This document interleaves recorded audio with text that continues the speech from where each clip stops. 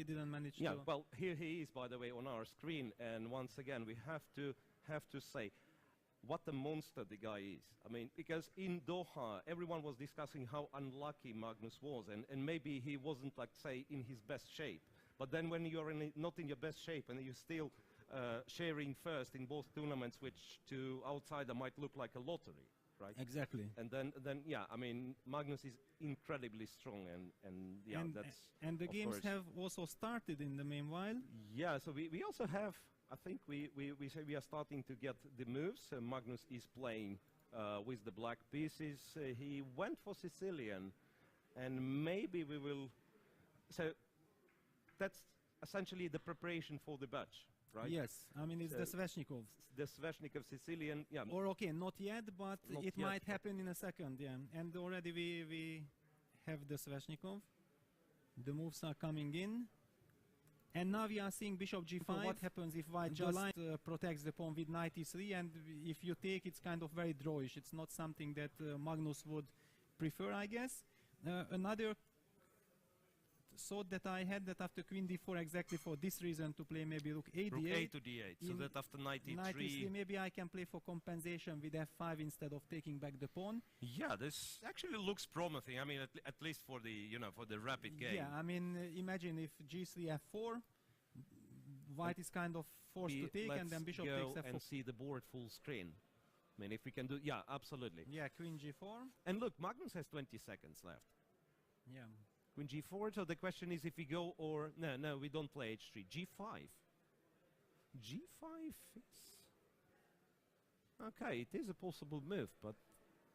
Yeah, now it's really dramatic. I mean, with this little time in this position...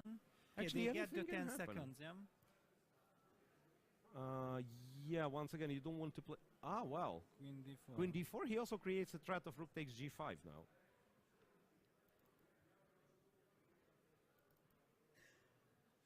For instance, yeah, you want to play h3, but then rook g5 happens. Rook e4. Rook e4. Ah, so he's inviting take on g5. I will go king h6 and then yeah, take a rook. So queen c3 probably, yeah? Almost it blundered, but not really, yeah. And then he can go king h6 or g6, king h6, yeah, to avoid any kind of pins.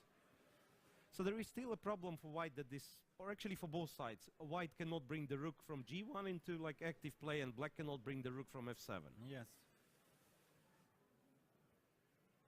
Rook f5, and then possibly other rook to f1. Yeah, if position ever changed for last 20 moves, it improved for white, it feels like. I don't know. Yeah, now again, I mean, at the beginning, it looked that everything was under control, then things got messy, but now it seems like white is more or less safe. But I know very well that exactly in the moment when you kind of relax that, okay, now it's safe, then things starts to go wrong again in these positions, because time is ticking down, you face a new problem, and you can easily collapse. And it's a very, very tricky time control, right? This 10 seconds increment, because you can actually never get enough like increment to stop. So you're just making the move after move after move. Because in classical game, when it's 30 seconds increment, you play few moves faster, and then you can... What? He blundered. I mean, white just blundered. Queen d3. Ah, yeah, I get the point. He went queen d3. Let's show it. Queen d3, queen takes f5, rook takes f5, king takes f5, and he was hoping for a check on d5, I believe. Yeah, but it's he was hoping for a check on d5, but then it's rook e5. It looks like black is losing one of the rooks, but then it's rook e5, and you cannot take the rook on f7. You are getting mated on the last rank. So now Magnus is probably... No! Wait, g4. Wow. G4, what a move. G4. And the thing is, you can't take en passant, because now this works. Queen d5 and you take the rook. But I have king f4. King e5, but there should be at least a lot of checks. Check from b5? Yeah. Check from f5? Yeah, that's what's played. King is on e3, check from c5. And I'm afraid that Magnus will have to settle for a draw, because the rook on f7 is hanging anytime. Yeah, but somehow it feels to me that it should be winning. Should be winning, you I think? mean, you can somehow with king e4, rook d5, king e5. Ah, so you just roll back. You can, yeah, somehow. Yes, so once again, I mean, we got too excited, but just to explain what happens, 2 rooks plus a pawn is obviously stronger than the queen in this position. So if black escapes perpetual check and doesn't lose any material, his position is winning. And Magnus is the right guy to win those technical positions, obviously. So the question is if white has an immediate perpetual, which he's going for. So queen c2 now. Once again, you should choose the squares carefully because king d5, queen b3, you're losing the rook, right? Yeah, but king back to yeah. e5. And then, yeah, you're right. Queen c5, rook d5, yeah, and then king to e6. Yeah, I might get all the way back to g7. Basically, if the checks finish, then white kind of has to design. So white is desperately trying to... Yeah, for instance, queen f5 looks like a decent check, but there is no follow-up. Queen f5, king d6, and that's... But there was no other move, so he played it yeah, queen anyway. f5 he played, yeah. King d6. Yeah. But now king g2. King g2, but then... Yeah, now this is completely lost.